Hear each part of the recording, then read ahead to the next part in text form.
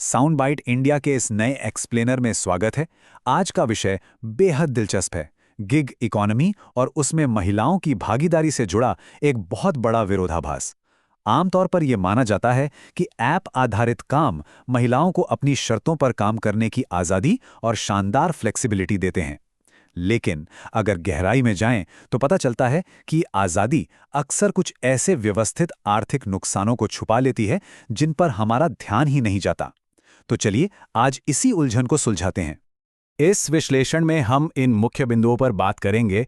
Gig work का वादा, सशक्तिकरण का विरोधाभास, सेक्टरों का बंटवारा, डिजिटल दुनिया की बाधाएं, वैश्विक हकीकत बनाम भारत और अंत में सुधार का ब्लूप्रिंट। तो चलिए बिना किसी देरी के शुरू करते हैं। भाग 1, गिग वर्क का वादा। शुरुआत में डिजिटल प्लेटफॉर्म्स को एक गेम चेंजर के रूप में देखा गया था। एक ऐसा सिस्टम जहां घर की जिम्मेदारियों को संभालते हुए वित्तीय आज़ादी भी हासिल की जा सके। और आंकड़े भी कुछ ऐसा ही इशारा करते हैं। टास्क मोमो गिग इंडेक्स के अनुसार आज भारत की गिग इकोनॉमी में लगभग 28% भागीदारी महिलाओं की है।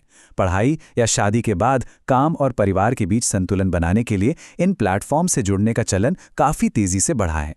लेकिन ज़रा रुकिए, इस 28% की तुलना अगर राष्ट्रीय स्तर के आंकड़ों से करें तो तस्वीर कुछ और ही नजर आती है। साल 2020 में भारत में महिलाओं की कुल श्रम भागीदारी दर सिर्फ 19% थी। ये दुनिया के सबसे कम आंकड़ों में से एक है। इसका सीधा मतलब ये है कि भले ही गिग इकोनॉमी में महिलाएं आ रही हैं, लेकिन कुल मिलाकर महिलाओं की व्यापक आर्थिक भागीदारी के फासले को भरने में कोई खास चमत्कार नहीं हुआ है। अब आते हैं दूसरे भाग पर, सशक्तिकरण का विरोधाभास। यहीं पर सशक्तिकरण का विरोधाभास यानी पैराडॉक्स ऑफ एम्पावरमेंट की बात आती है। रिसर्च और ज़मीनी हकीकत दिखाती है कि गिग वर्क वो पूरी आज़ादी नहीं दे रहा जिसका वादा किया गया था। ऊपर से देखने पर तो ये बड़ा फ्लेक्सिबल लगता है, लेकिन ढांचागत रूप से ये लैंगिक असमानता, कम वेतन और कार्यस्थल पर सुरक्षा की कमी को और ज़्यादा मजबूत करता है। असल में पारंपरिक पारिवारिक नियम महिलाओं के विकल्पों को सीमित कर देते हैं, जिससे वे अस्थायी नौकरियों में फंस जाती हैं। समाजशास्त्र में इसे समझने के लिए एक बेहतरीन कॉन्सेप्ट है, the second shift. Gig platforms पर काम करने वाली महिलाओं को अक्सर पितृसत्तात्मक नियमों के कारण एक दोहरे बोझ का सामना करना पड़ता है।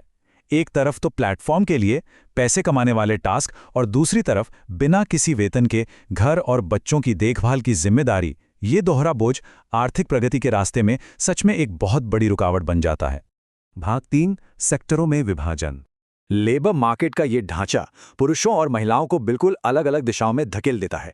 जरा सोचिए, पुरुष प्रधान गिग वर्क जैसे ऊबर, जोमैटो या स्विगी आमतौर पर पब्लिक फेसिंग होते हैं और इनमें कमाई भी बेहतर होती है। वहीं दूसरी तरफ अर्बन कंपनी या हाउस जॉय जैसे प्लेटफॉर्म्स पर महिलाओं की संख्या ज्यादा है, जो मुख्य रूप से देखभाल, ब्यूटी या घरेलू सेवाओं से जुड़े हैं। ये काम अक्सर घरों के अंदर होते हैं और दुर्भाग्य से इनका वेतन भी तुलनात्मक रूप से कम ही होता है। भाग 4, एल्गोरिदम और डिजिटल बाधाएं। एक बड़ा सवाल यह है कि क्या टेक्नोलॉजी पूरी तरह निष्पक्ष होती है?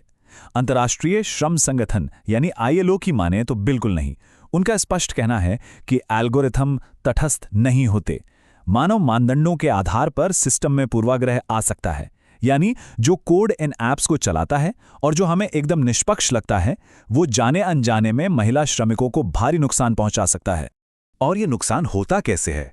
दरअसल प्लेटफॉर्म्स के एल्गोरिदम उन लोगों पर पेनल्टी लगाते हैं जो लगातार उपलब्ध नहीं रहते।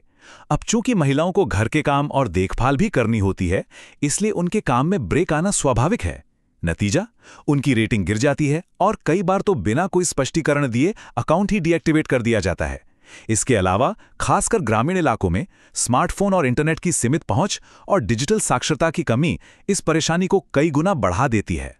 भाग 5, वैश्विक वास्तविकताएं बनाम भारत।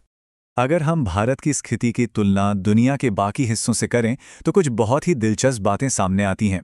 भारत में अभी भी औपचारिक सुरक्षा की भारी कमी है। कोड ऑन सोशल सिक्योरिटी 2020 अभी तक पूरी तरह लागू नहीं हो पाया है।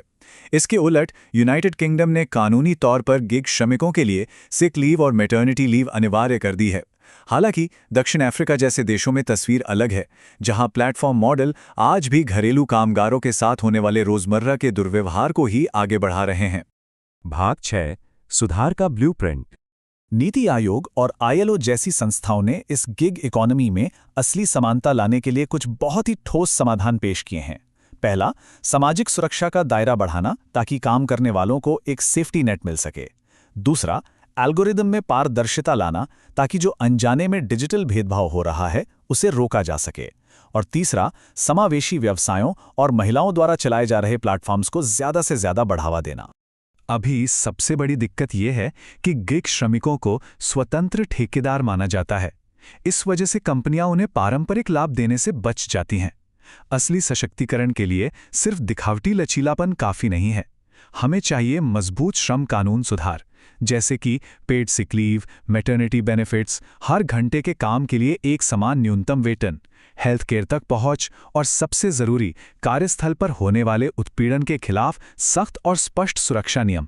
तो अंत में हम एक बहुत ही विचारोत्तेजक सवाल पर आकर रुकते हैं। क्या गिग इकोनॉमी आगे चलकर वास्तव में महिला श्रमिकों को सशक्त बनाएगी, या फिर ये सिर्फ हमारी पुरानी सामाजिक असमानताओं को एक नए चमचमाते डिजिटल रूप में पेश करती रहेगी?